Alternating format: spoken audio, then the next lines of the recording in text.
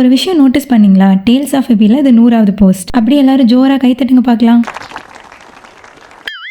சரி சரி, self appreciation கொஞ்சம் தேவை இல்லையா? ஐ ஸ்டில் ரிமெம்பர் நான் ஃபர்ஸ்ட் வீடியோ போடும்போது எவ்வளோ நர்வஸாக எவ்வளோ கன்ஃபியூஸ்டாக இதை ஸ்டார்ட் பண்ணேன் அப்படின்னு. ஆனால் இப்போ பரவாயில்ல, கொஞ்சம் தேறிட்டே நினைக்கிறேன். ஃபர்ஸ்ட் வீடியோக்கும் இப்போக்குமே கொஞ்சம் அப்கிரேட் இருக்கு. அதுவும் நல்ல வேலை ஃபர்ஸ்ட் வீடியோ போட்டுச்சா நான் தனியாக வீட்டில் இல்லை ஃப்ரெண்ட்ஸோட வெளியில் போயிட்டேன். இருந்திருந்தா அவ்வளோதான், நான் டென்ஷன்லேயே செத்து போயிருப்பேன். ஏன்னா ஃபர்ஸ்ட் டைம் நமக்கு தெரியாத ஒரு விஷயத்த பப்ளிக்காக பண்ணும்போது பார்க்குறவங்க எப்படி ரிசீவ் பண்ணிப்பாங்க அப்படிங்கிற பயம் இருக்கும். ஆனால் அன்னைக்கு நான் போஸ்ட் பண்ணிட்டு ஃப்ரெண்ட்ஸோட ஆக்குபைடாக இருந்ததுனால கொஞ்சம் தப்பிச்சேன். சரி 100 வீடியோ போஸ்ட் பண்ணிட்டோம், செலிப்ரேட் பண்ணணும்னு ஆசை தான். ஆனால் பட்ஜெட் இல்லாத காரணத்தினால நான் வீட்லயே KFC ட்ரை பண்ணேன். ஆகும் இல்லைனாலும் சுமாரா இருந்துச்சு. 100 வீடியோஸ் எல்லாம் ஓகே, ஆனா ஃபாலோவர்ஸ் ஏறலி அப்படின்னு கண்டிப்பா ஒரு 4 பேர் நினைப்பாங்க. நினைக்கலனாலும் நான் சொல்லுவேன், இப்போ இருக்கிற டைம்ல சோஷியல் மீடியா ரொம்ப காம்படிட்டிவ். அதனால லைக்ஸ், வியூஸ், ஃபாலோவர்ஸ் இதெல்லாம் மைண்ட் பண்ணா மண்டை காஞ்சி போயிடும். பிடிச்சதை பண்ணி விட்டுறணும், அவுட்புட்லாம் எதிர்பார்க்க கூடாது. இதுல உங்களுக்கும் பங்கு இருக்கு. நீங்க என்ன பண்றீங்க தெரியுமா? ஃபாலோ பண்ணிட்டு அன்ஃபாலோ பண்றது என்ன பழக்கம் இது? சின்ன பிள்ளைத்தனமா இல்ல? அதனால நான் ஒரு முடிவுக்கு வந்திருக்கேன். யாரெல்லாம் அன்ஃபாலோ பண்றீங்களோ அவங்க எல்லாருக்கும் பிரேக்கப் ஆயிடும். எனக்கு கொஞ்சம் கருணாக்கு சொன்னா பலிக்கும்னு சொல்லுவாங்க, பார்த்து எடுத்து இருந்துக்கோங்க.